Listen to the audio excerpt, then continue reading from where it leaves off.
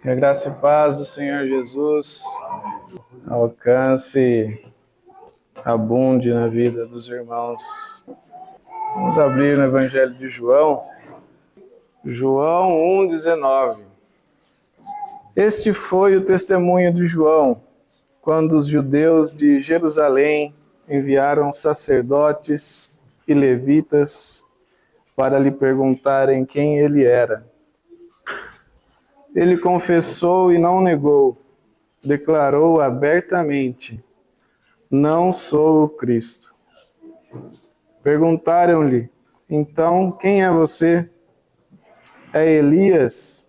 Ele disse: não sou. É o profeta?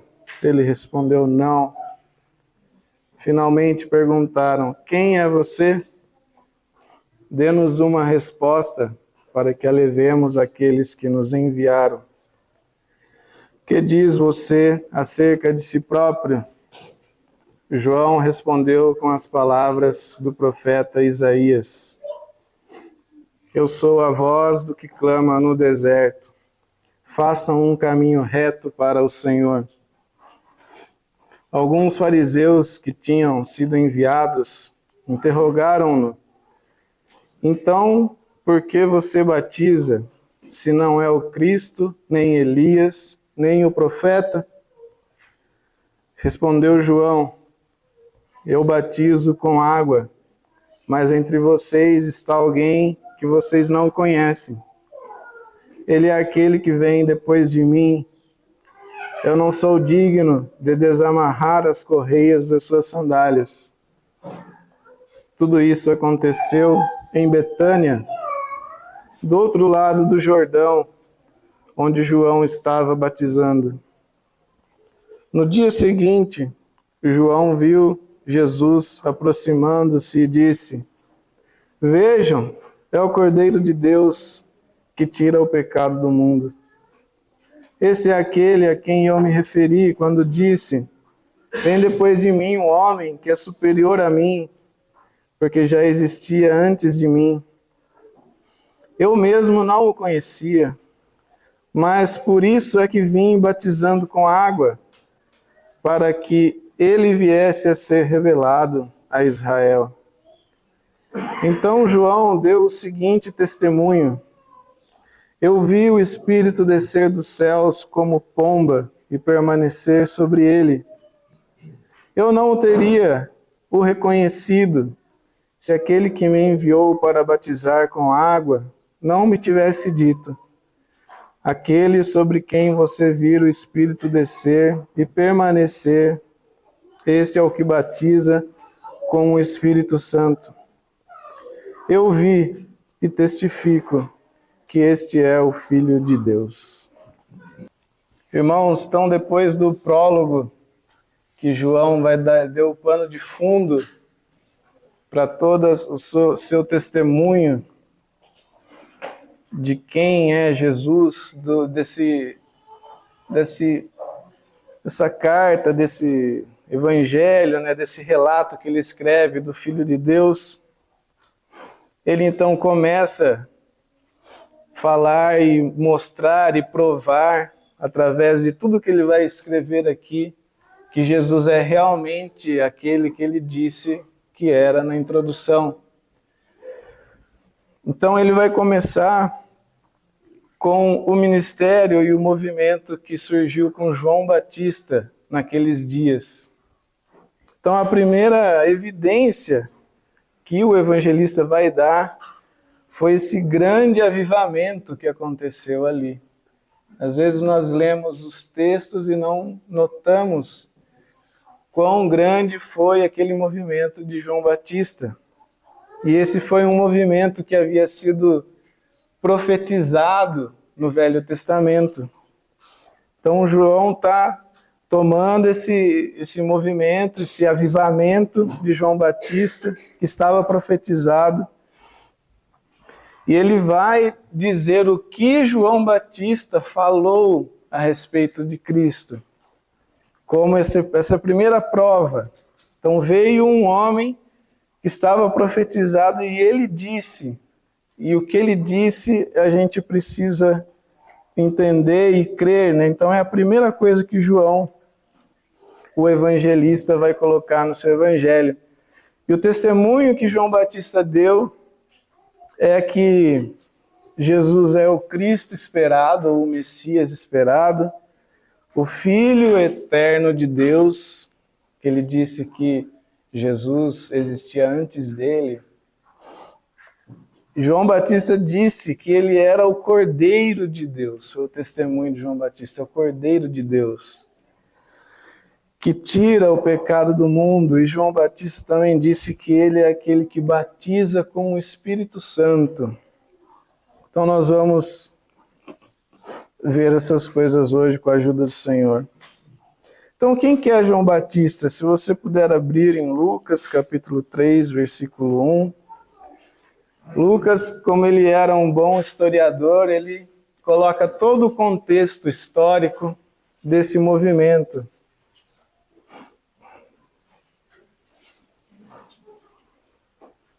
Lucas 3, versículo 1. No 15º ano do reinado de Tibério César, Pôncio Pilatos era governador da Judéia, Herodes era tetrarca da Galiléia, Filipe, seu irmão, tetrarca da Itureia, e Traconites, Lisânias, tetrarca de Abilene. Então deu o contexto aqui do governo romano, e com esses nomes a gente pode saber as datas de quando isso aconteceu. Depois ele vai dar o contexto dos judeus, do povo de Israel. Anás e Caifás exerciam o sumo sacerdócio. Foi neste ano que veio a palavra de Deus a João, filho de Zacarias, no deserto.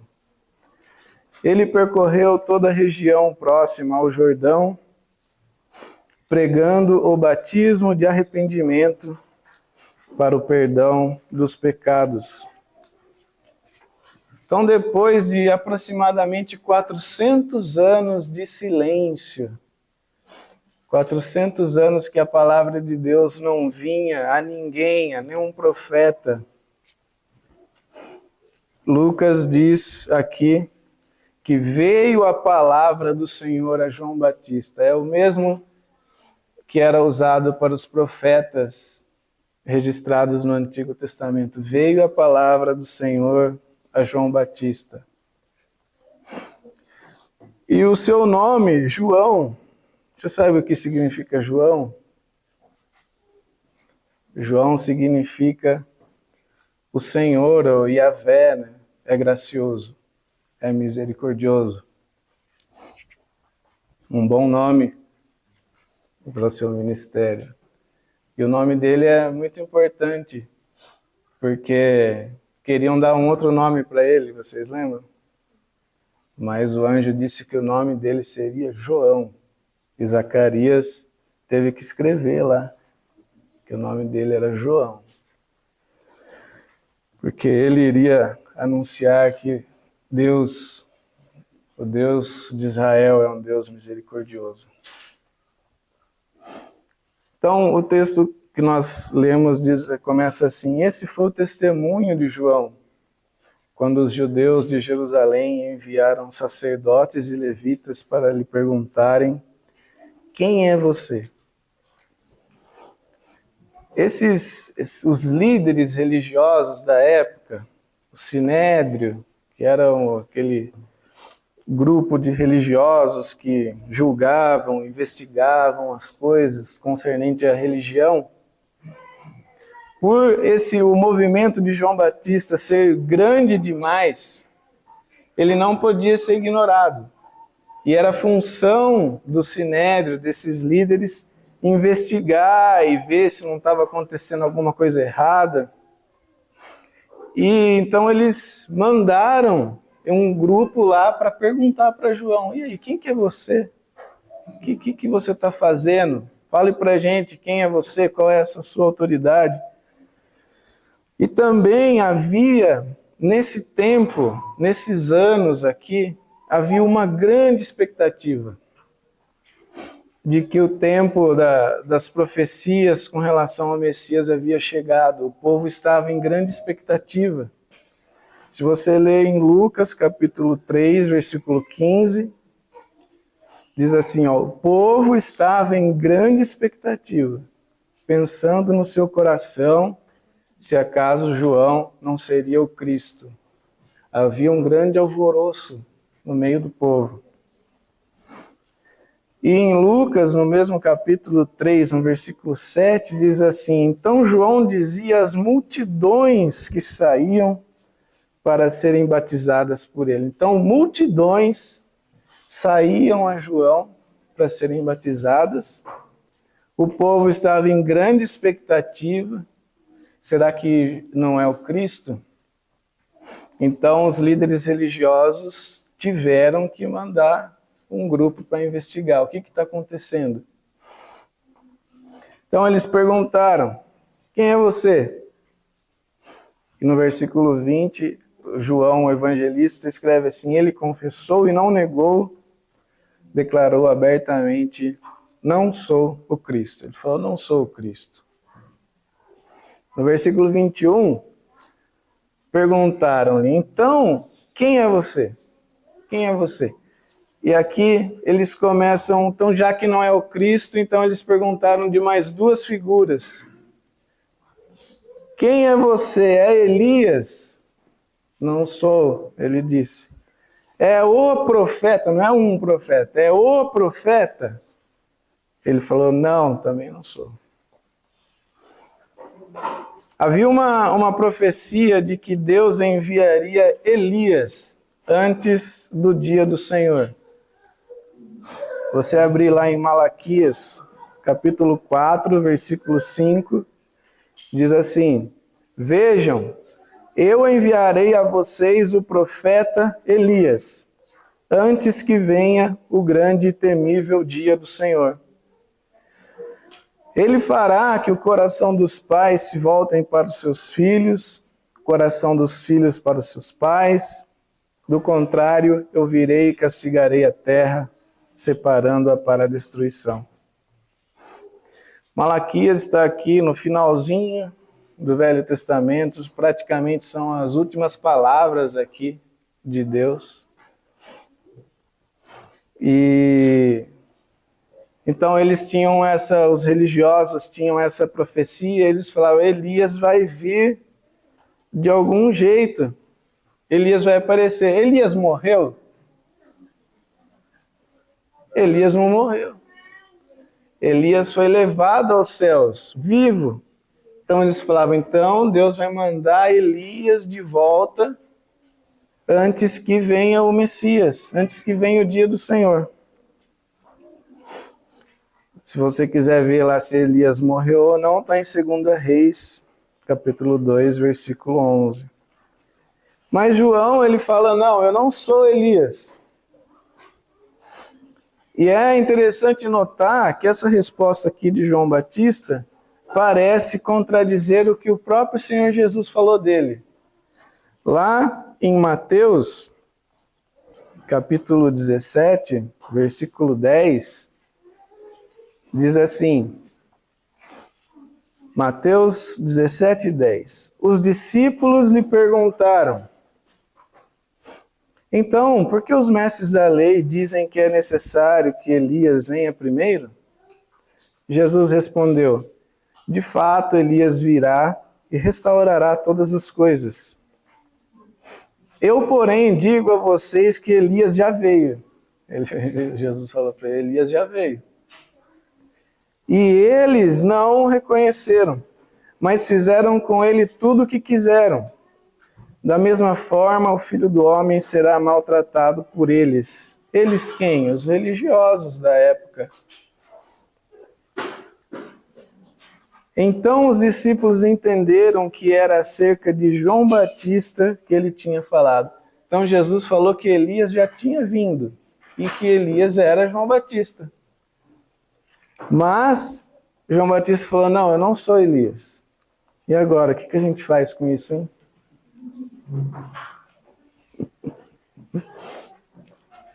Então a gente precisa ver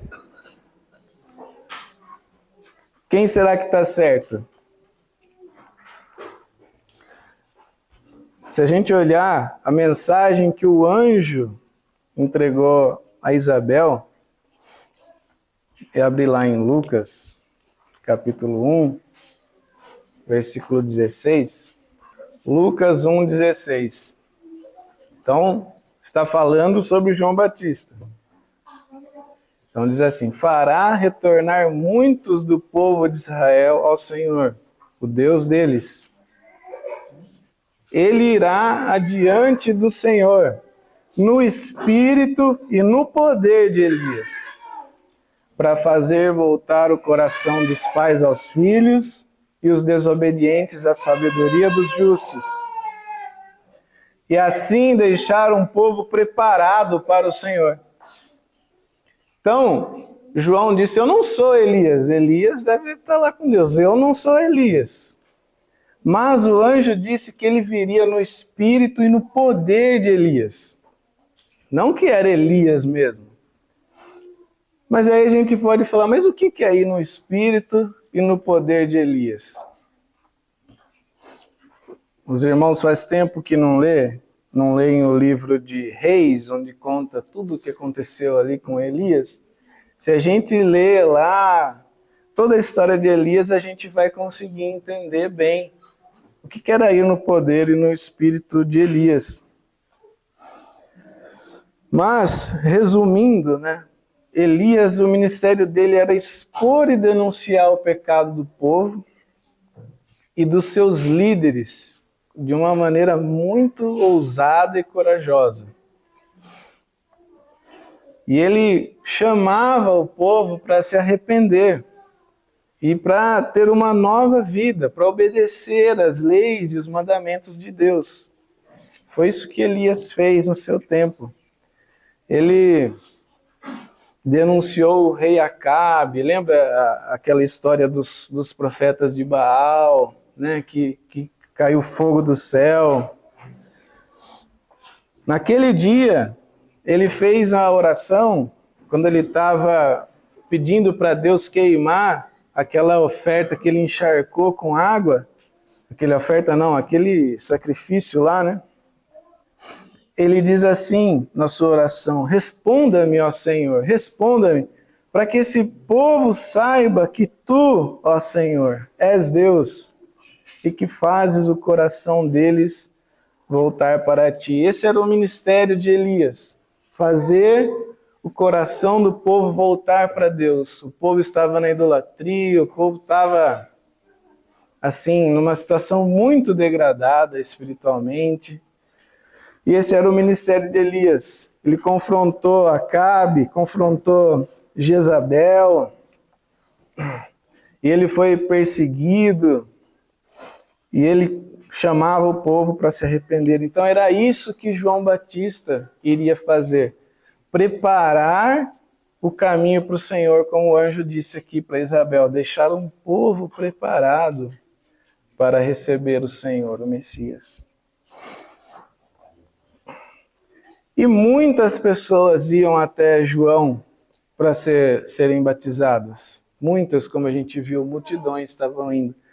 Mas os líderes religiosos não aceitaram o seu batismo. Em Mateus capítulo 3, versículo 5, diz assim, pessoas de Jerusalém, de toda a Judéia, de toda a região ao redor do Jordão, iam até ele. Quando confessavam os seus pecados, eram batizados por ele no Rio Jordão. E em Lucas capítulo 7, versículo 29, diz assim, todo o povo, até os publicanos, ouvindo as palavras de Jesus, reconheceram que o caminho de Deus era justo e foram batizados por João. Contudo, os fariseus, os peritos na lei, rejeitaram o propósito de Deus para eles e não foram batizados por João. Então, o povo foi, a multidão foi até João e diz que eles confessavam os seus pecados. Eles confessavam os seus pecados. João pregava e expunha o pecado do povo. Você vai ver em muitas iterações João apontando o pecado, falando: você pecou. E o povo confessava os seus pecados e eram batizados lá no Rio Jordão. Mas os fariseus, os peritos na lei, rejeitaram.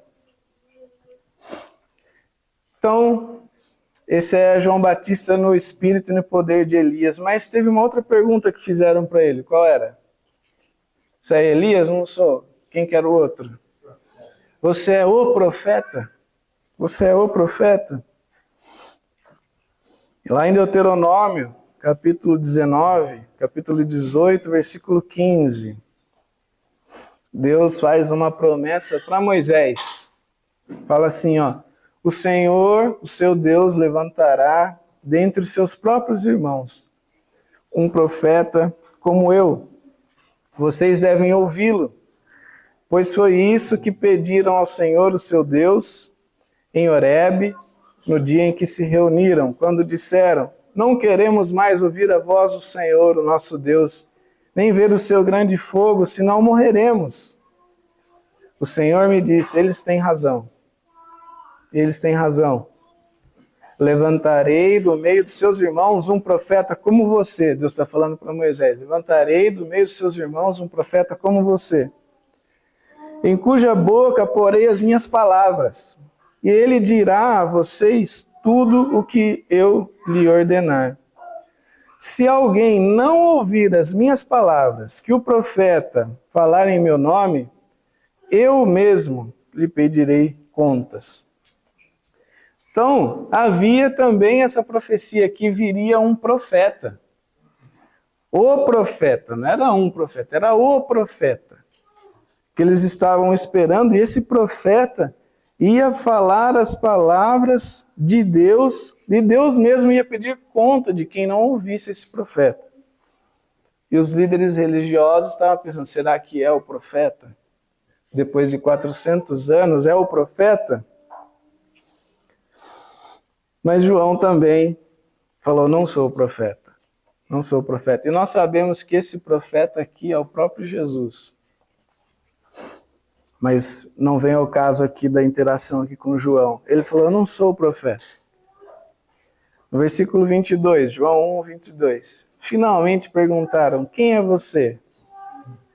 Dê-nos uma resposta, para que a levemos àqueles que nos enviaram. O que diz a respeito de você mesmo? João respondeu com as palavras do profeta Isaías: eu sou a voz do que clama no deserto. Endireitem o caminho para o Senhor.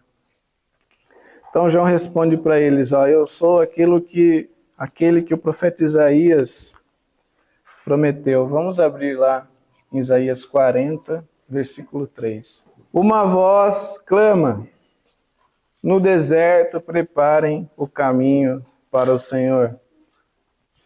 Endireitem no deserto uma estrada para o nosso Deus. Todo vale será levantado e todos os montes e colinas serão nivelados. Os terrenos acidentados se tornarão planos e as escarpas serão aplanadas. A glória do Senhor será revelada, e juntas todas as pessoas a verão, pois é o Senhor quem fala. João Batista falou: eu sou esse daí. Eu sou esse daí que está clamando lá no deserto, está preparando um caminho para o Senhor. E a gente pode ficar perguntando: mas o que é isso, né? Todo vale será levantado, todos os montes serão nivelados. No deserto, né? Preparar um caminho para o Senhor. A figura aqui na profecia é de um rei. Quando um rei ia para um lugar muito longe, muito ermo, que não tinha ninguém, tinha que passar por um lugar muito difícil, O rei não ia lá com toda a sua infraestrutura que ele carregava, ia de cara assim. Vai que chegava num lugar lá, não dá para passar. O rei ia ficar lá no deserto esperando, e agora? O que nós vamos fazer aqui? Tem que fazer uma ponte, tem um precipício aqui. O rei não fazia isso. O rei sempre mandava um pessoal antes. E esse pessoal ia preparar o caminho. Ia ver se dava para passar. Não, a gente vai passar por aqui e tal. Aqui vai ter que pôr terra, aqui vai ter que tirar terra, aqui vai ter que fazer alguma coisa. Para quando o rei passar, dê para passar tudo. E a profecia aqui está falando disso. João está falando disso.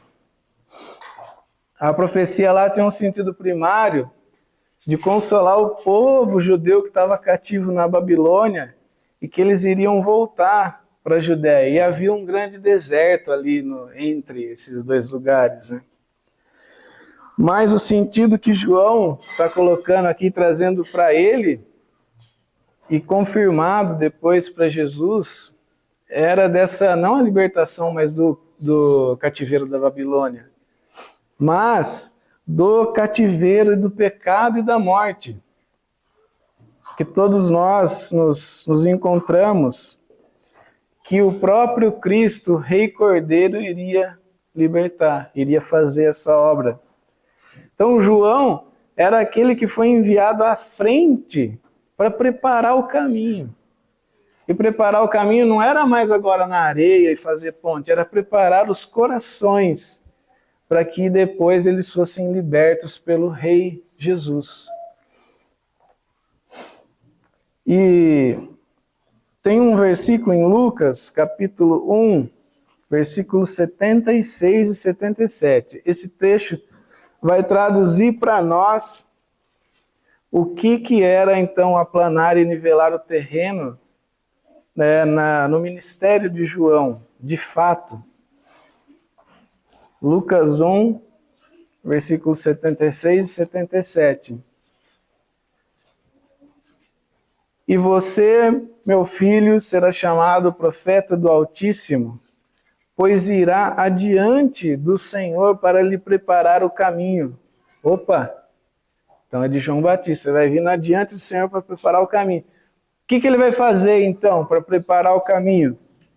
Para dar ao seu povo conhecimento da salvação mediante o perdão dos pecados. Isso que era preparar o caminho. João iria falar para o povo que eles precisavam ser salvos e perdoados dos seus pecados. Era esse o que era nivelar e aplanar o caminho. Isso que era preparar o coração para que o Rei Jesus pudesse salvar, pudesse libertar. É dar ao povo conhecimento da salvação, mas como que se é salvo? Mediante perdão dos pecados. Era isso que João Batista estava fazendo. No versículo 25, então eles interrogaram ele. Então por que você batiza? Se não é o Cristo, nem Elias e nem o profeta. Por que você está batizando? De onde que vem a sua autoridade? Porque não pode batizar desse jeito aí que você está batizando. Era isso que eles estavam falando. João, ele estava chamando todo mundo para o batismo. E o batismo aqui, nessa época, os judeus, os fariseus já batizavam as pessoas. Sabia que eles já batizavam? Já batizavam. Todo prosélito que se convertia, que eles anunciavam a religião dos judeus, né?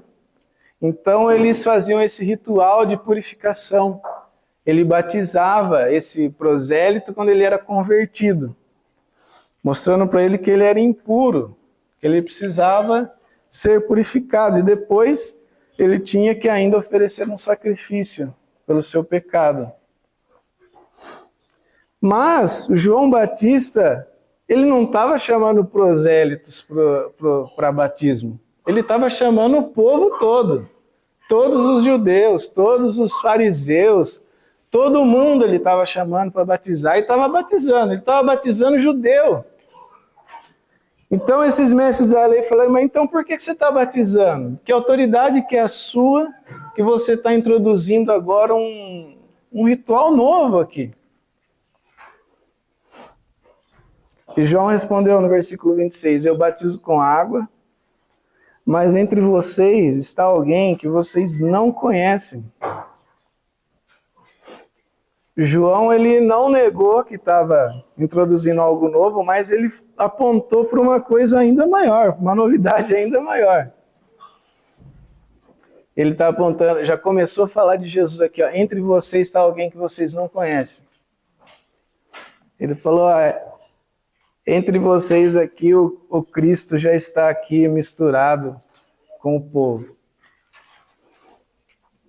Aí que o pessoal deve ter ficado. Entre vocês está alguém que vocês não conhecem. Talvez até no momento ali que a comissão estava questionando, Jesus podia estar ali por perto, porque eles tiveram vários encontros e interações. Entre vocês está alguém que vocês não conhecem. Porque Jesus ainda não tinha sido revelado como Messias, né? Quem estava incumbido de fazer isso daí era João Batista. João Batista que iria apontar como profeta de Deus, o último da nova aliança, ele falou, é esse daqui. E ele falou no 27, ele é aquele que vem depois de mim, de quem eu não sou digno de desamarrar as correias das sandálias. João fala, olha, ele é muito superior a mim. Eu não sou digno nem de ser o seu escravo, que desamarrar as sandálias eram os escravos que faziam. Eu não sou digno nem de ser um escravo dele. João Batista, ele estava o tempo todo apontando os pecados do povo e anunciando a manifestação do Salvador, aquele que traria um batismo superior e definitivo. Isso era preparar o caminho para o Senhor. Ele estava apontando os pecados, chamando para o arrependimento e apontando para alguém superior a ele, apontando para Cristo como Salvador. E no versículo 28, parece que João coloca um versículo meio fora assim, mas não é. Versículo 28 fala, tudo isso aconteceu em Betânia, do outro lado do Jordão, onde João estava batizando. Essa Betânia aqui não é a Betânia lá de Lázaro. A Betânia de Lázaro ficava ali pertinho de Jerusalém. E não do outro lado do Jordão. Essa Betânia aqui fica na região, na frente de Jericó. Na atual Jordânia, se você for pegar lá no mapa. Na frente de Jericó.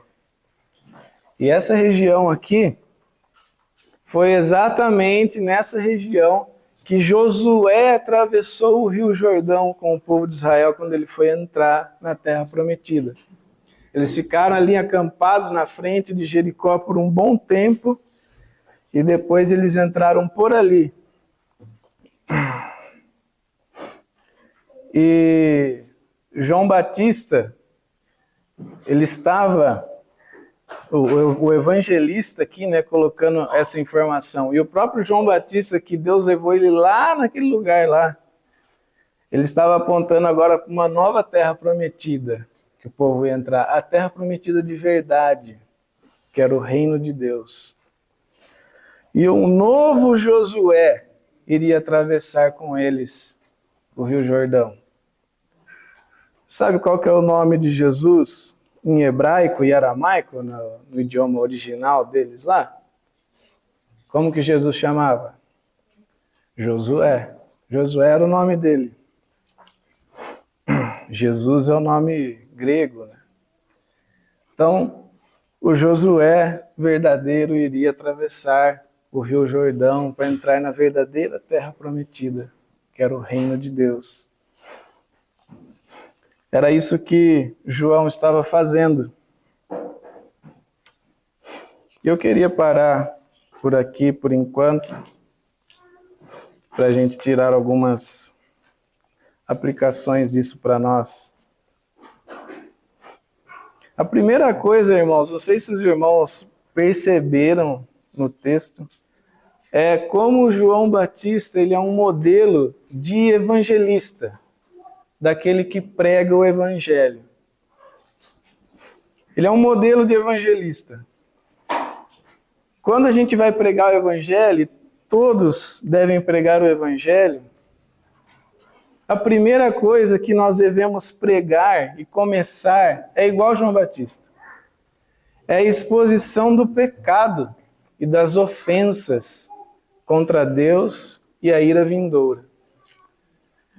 Muitas vezes a gente quer pregar o evangelho, a gente fica ali contornando e tenta pegar alguma dificuldade que a pessoa está passando, ela está doente, ela está desempregada, Mas não foi isso que João fez para preparar o caminho para o Senhor. O que João fez foi expor o pecado. Ele expunha com muita ousadia e ele lembrava da ira vindoura. Lembra que ele disse para os, se não me engano era para os fariseus, quem ensinou vocês a fugir da ira vindoura? E depois ele falou de um batismo de fogo. Ele falou que Jesus ia batizar com o Espírito Santo e com fogo. E aí, às vezes, a gente acha que o fogo é o fogo do Espírito. Se você ler mais 2 versículos, você vai ver o fogo que estava lá escrito. É o fogo de queimar. Queimar aqueles que não davam frutos de arrependimento. Esse era o fogo que está lá. Esse é o batismo. Essa era a mensagem de João. E é assim que a gente deve anunciar o evangelho. O evangelho começa aí. E João Batista chamava para um arrependimento e para uma nova vida. Aquele batismo era um batismo de arrependimento. Eram as pessoas, lembra o texto que a gente leu, que confessavam os seus pecados. Elas estavam, imagina, tinha uma multidão. Confessavam os seus pecados, reconheciam que eram pecadores e que precisavam serem purificados.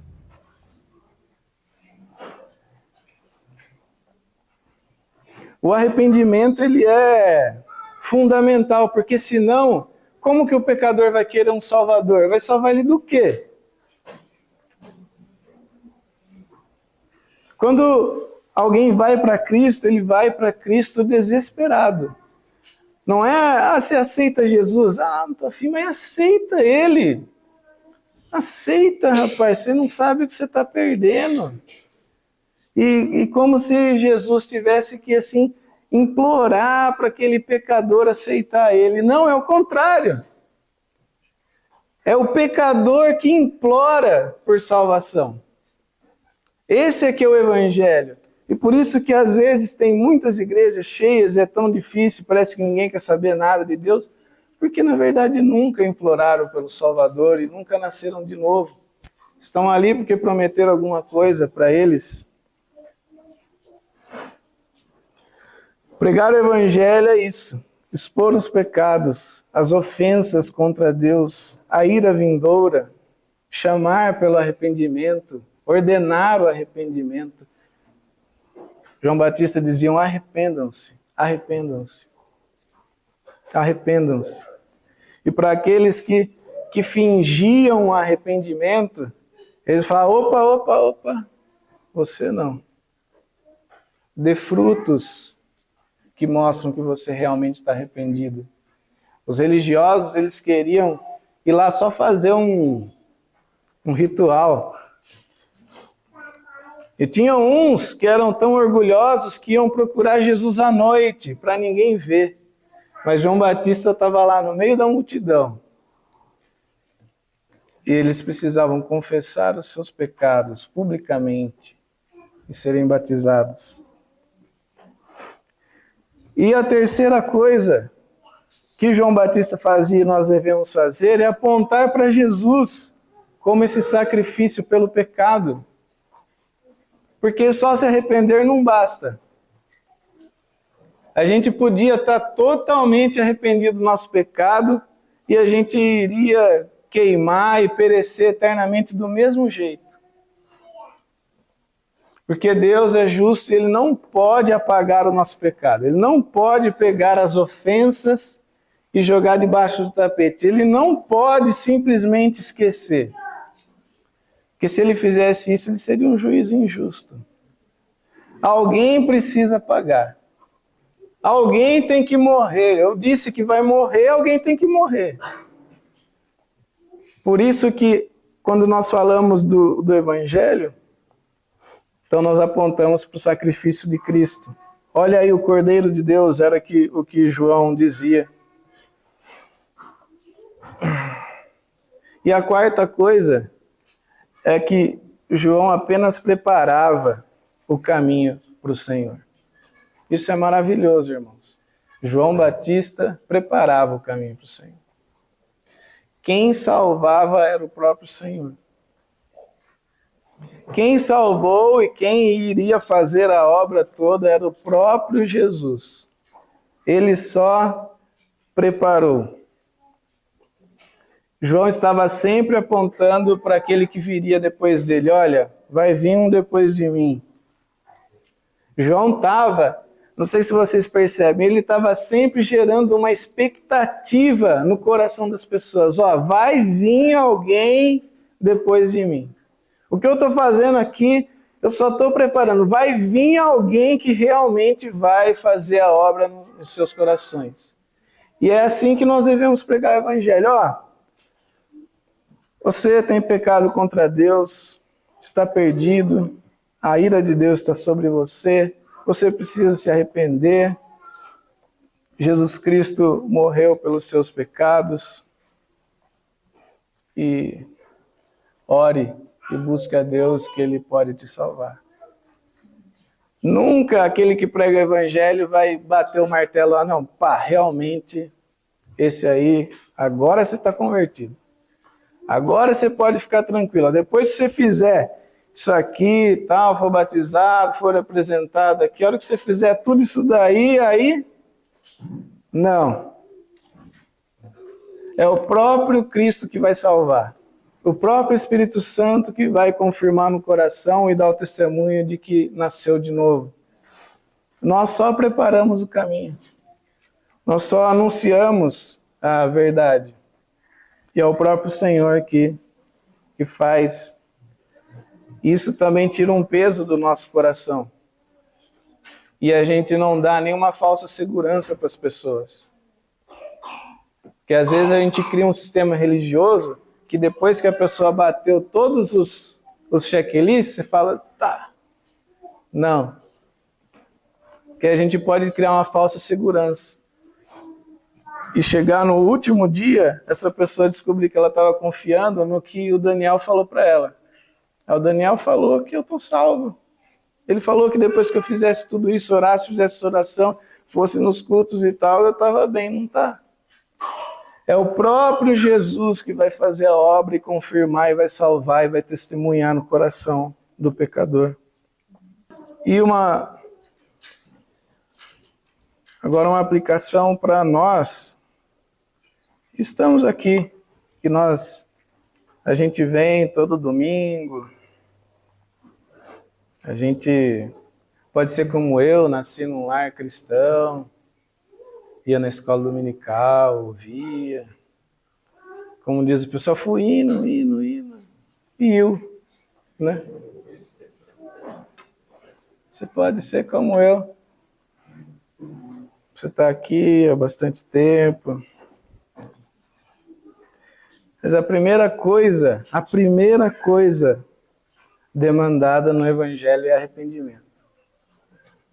Arrependimento. é reconhecer os nossos pecados, não é nosso de geral, é individual. O seu pecado, os seus pecados, com profunda tristeza, com um desgosto muito grande de ter cometido eles,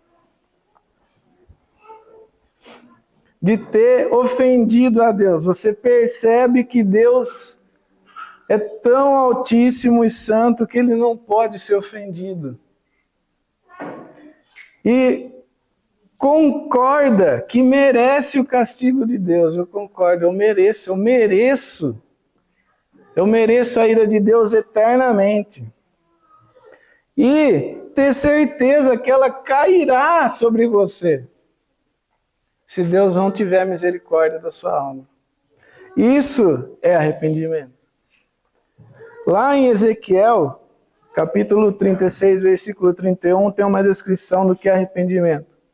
Então, vocês se lembrarão dos seus caminhos maus e das suas ações ímpias e terão nojo de vocês mesmos, por causa das suas iniquidades e das suas práticas detestáveis.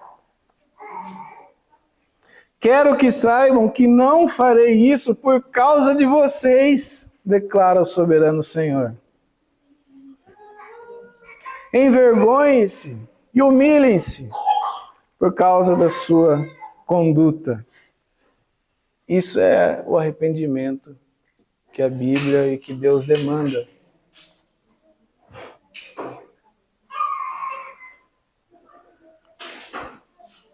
Já aconteceu isso com você, irmão? Já aconteceu isso com você? Você já foi convencido pelo Espírito Santo e você ficou com nojo de você mesmo? Você já ficou com nojo de você mesmo? Você já foi convencido profundamente que você estará debaixo da ira de Deus eternamente, a não ser que Deus tenha misericórdia da sua alma? Você concorda com essa sentença de Deus? Já aconteceu isso com você?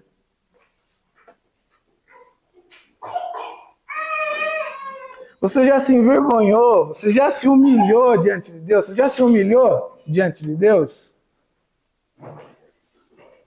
Você já clamou de todo o seu coração, de todas as suas forças, porque Ele te salve? Porque senão você vai perecer para sempre? Já aconteceu isso com você? Ou você só tem vindo? Meu pai vinha, eu comecei a vir, sabe? Eu vim. Aí eu fui vindo. Se isso não aconteceu com você, você não se converteu. Você não nasceu de novo. Eu não posso te dar uma falsa segurança. Se você nunca chorou os seus pecados, se você nunca clamou por salvação com toda a sua força, você não se converteu. Você pode ter feito todos os ritos que te pediram, mas você não se converteu. Porque essa é exatamente a obra que o Espírito Santo faz nos corações. Muitos religiosos foram até João Batista para ser batizado, para fugir da ira vindoura, mas sem arrependimento. O que era ir lá ser batizado, mas sem arrependimento? Eles achavam que era só cumprir mais um ritual. Agora estão demandando que eu seja batizado lá por João. Eu vou lá então. Vou lá cumprir mais esse checklist e estou bem. Diz assim: quando confessavam seus pecados, eram batizados por ele no Rio Jordão. Quando confessavam seus pecados. No entanto, quando João viu que muitos fariseus e saduceus vinham para onde ele estava batizando, disse-lhes: raça de víboras, quem deu a vocês a ideia de fugir da ira que virá? Vocês estão achando que é só vir aqui e ser batizado? Deem fruto que mostre arrependimento. Não pensem dizer a vocês mesmos, não fiquem se enganando, ele está falando, não se engane. Temos Abraão como pai. Eles falavam, Abraão nosso pai, somos aqui do povo de Israel, Deus fez uma aliança conosco, estamos bem. Ele falou, pois digo que dessas pedras Deus pode fazer surgir filhos de Abraão. Você pode falar, eu tomo a ceia, eu venho, não falto muito. Chego a ir até na reunião de oração.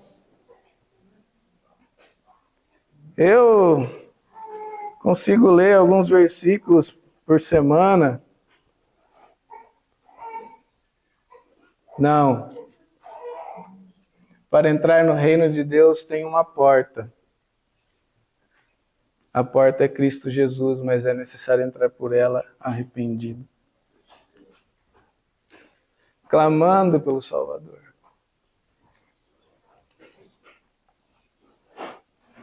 Sem arrependimento, irmão, é uma falsa segurança. Avalie isso, porque isso é muito importante.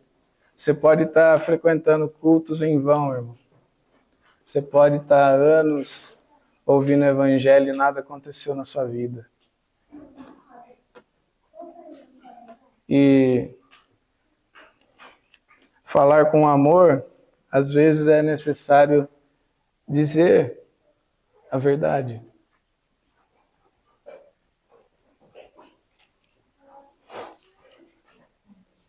E o que às vezes a gente pode ver e é sintoma de que não nos arrependemos. Os fariseus, quando eles eram confrontados por João e por Jesus, o que eles faziam? Vocês lembram? Quando Jesus e João falavam para eles, pecadores, vocês pecaram, vocês são pecadores, vocês são imundos. O que eles faziam? Não. Você que é. Não era isso que eles faziam? Você que é. Você que nasceu de uma prostituta. Eles falaram para Jesus. Você que é. Nós não.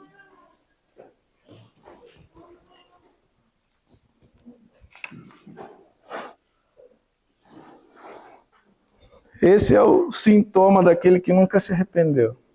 Quando ele é confrontado e exortado por alguém sobre os seus pecados, ele diz, não pequei, não pequei.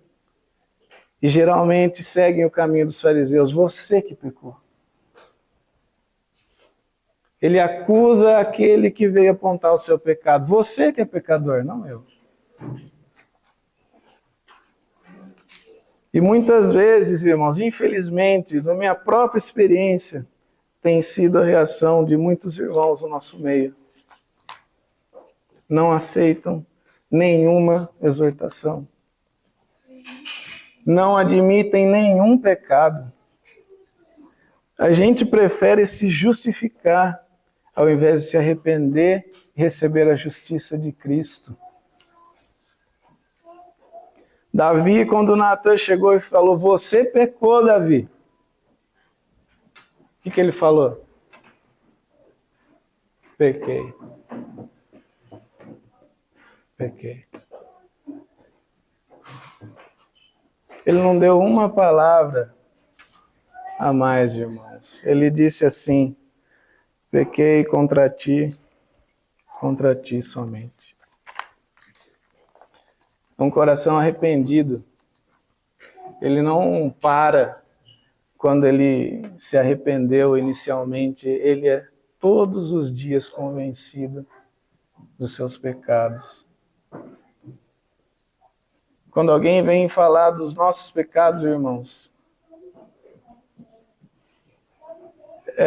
a maior chance é que ele esteja certo e nós errados. Porque se nós dizemos tantas vezes que somos pecadores, nós cantamos, sou pecador. Aí quando somos confrontados com um pecado, imagina! Eu não pequei. Eu fiz isso por causa disso, por causa daquilo outro. Foi o João Zé que não sei o que falou para mim, que não sei o que lá, que não sei o que.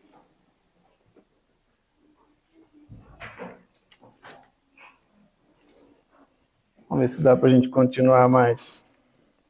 A verdade, irmãos, é que todos vocês que estão aqui, todos, vocês são ladrões, vocês são assassinos, vocês são adúlteros, vocês são idólatras, vocês que estão aqui são avarentos,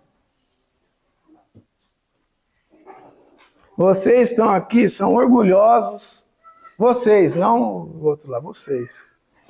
Vocês são orgulhosos, vocês são desonestos, vocês são mentirosos.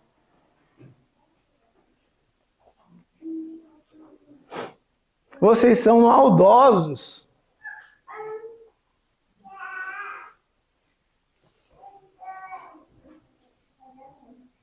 E se você discorda disso, se você ficou ofendido, Cristo não tem nada para você. Você pode ir embora. Ele não tem nada para você. Ele veio para salvar os doentes. No dia do juízo, quando todos estarão diante dele para serem julgados, você que ficou ofendido, você estará por sua própria conta. Então você vai lá e explique para Deus seus pecados. Ou convença o justo juiz de que você não é um ladrão, de que você não é maldoso, de que você não é idólatra, de que você não é avarento, de que você não é mentiroso. Convença o justo juiz que sonda os seus corações. Então você verá qual será o seu fim.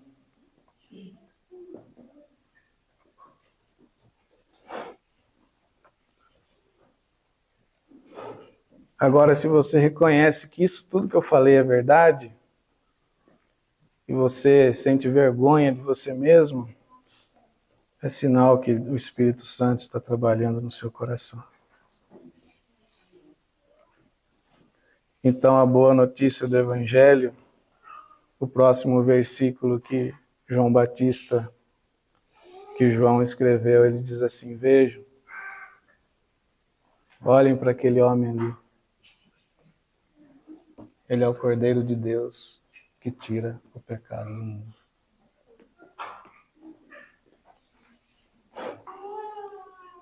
Aqueles que estavam ali sendo batizados sabiam muito bem o que era esse Cordeiro.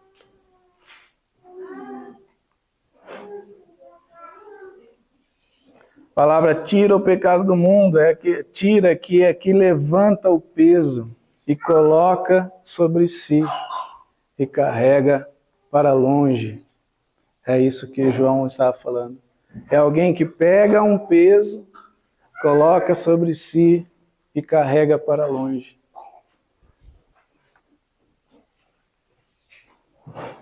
Era o Cordeiro de Deus, não era o Cordeiro de João Batista.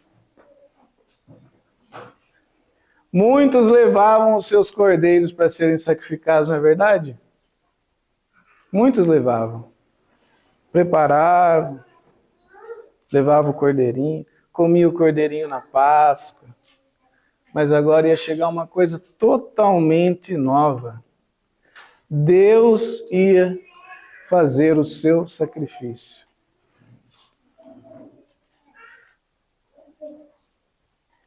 Deus estava preparando o seu cordeiro. E ele ia fazer o seu sacrifício. E esse sacrifício, finalmente, iria tirar o pecado do mundo. Era um sacrifício, o Cordeiro de Deus era um sacrifício substitutivo. Ele ia pegar o seu pecado. Você que se arrependeu e concordou que merece a ira de Deus e pôr sobre ele. E o castigo que você concordou que merecia, ele carregou. Ele é a propiciação pelos nossos pecados, não somente pelos nossos, mas também pelos do mundo todo, todo mundo. O Cordeiro de Deus não seria só para aqueles judeus, seria para o mundo todo, povos de muitas línguas, raças e nações. Ele pode ser o seu Cordeiro. O seu Cordeiro, que tira o seu pecado, porque ele pode tirar o pecado do mundo inteiro. Aos arrependidos que clamam por salvação e perdão, Deus ofereceu o seu Cordeiro. Para que a justiça e a misericórdia se unam e seja real, seja justiça verdadeira e misericórdia verdadeira, alguém tem que sofrer a punição no seu lugar, para você sair livre e ileso. João dizia, olhe para ele, olhe para aquele homem ali. Ele é o Cordeiro de Deus que vai tirar os seus pecados. E ele continua fazendo isso até hoje. Amém.